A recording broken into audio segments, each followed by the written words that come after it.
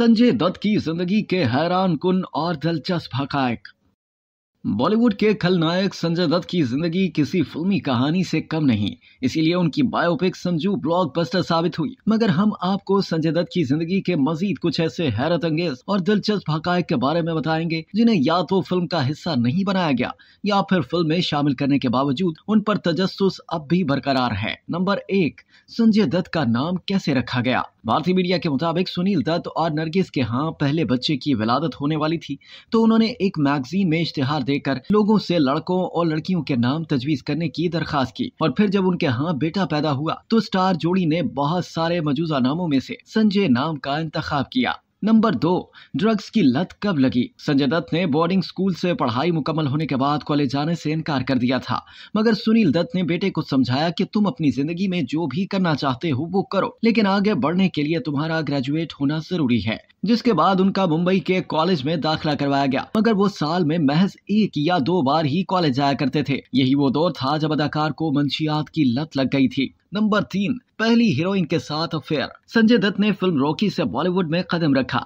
इसी फिल्म की शूटिंग के दौरान वो अपनी पहली हीरोइन टीना मुनेम पर फिदा हो गए और यहीं से दोनों का अफेयर शुरू हुआ, जो 2 साल तक चला। इस रिश्ते के टूटने की वजह से भी अदाकार की नशे की आदत बनी। याद रहे कि फिल्म संजू में टीना मुनेम का किरदार सोनम कपूर ने निभाया था। नंबर 4, बॉडी बिल्डिंग का शौक कैसे पैदा हुआ। अमेरिका के रिहैबिलिटेशन सेंटर में नशे से छुटकारा पाने के बाद संजय दत्त जब वतन वापस आए तो उन्होंने अपनी सेहत पर खुसूसी तवज्जो देना शुरू कर दी और बॉडी बनाने में मसरूफ हो गए। संजय दत्त ने अमेरिका में रहते हुए हॉलीवुड अदाकार आर्नल्ड श्वार्ज़नेगर की बहुत फिल्में देखी तो उनको भी बॉडी बिल्डिंग का शौक हुआ। नंबर 5, पहली शादी कैसे हुई।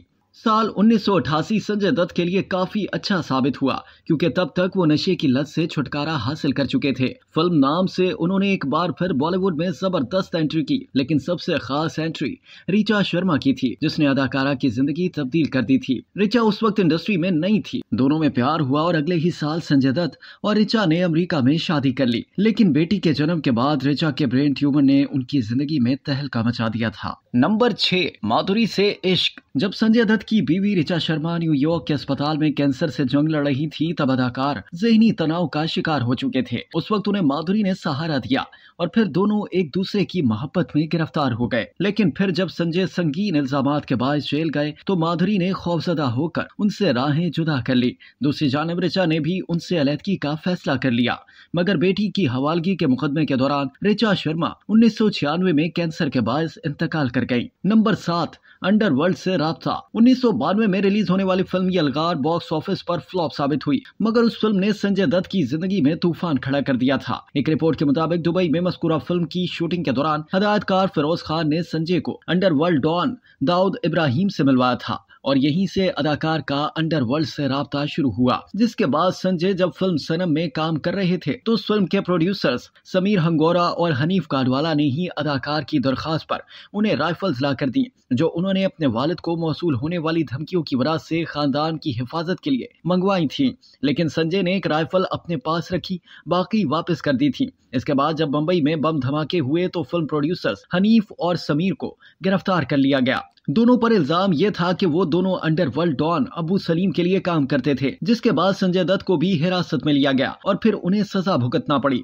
नंबर 8, माधुरी के बाद नई मोहब्बत कौन थी। माधुरी के बाद संजय दत्त की जिंदगी में एडवर्टाइजिंग मॉडल रिया पल्लई ने कदम रखा। वो अदाकार से मिलने जेल में जाया करती थी। मोहब्बत परवान चढ़ी तो दोनों ने 1998 में किसी को भी बताए बगैर मंदिर में शादी कर ली, मगर चंद साल बाद ही दोनों के एक्स्ट्रा मैरिटल अफेयर्स की खबरें आना शुरू हुई तो एक दूसरे से अलग हो गए।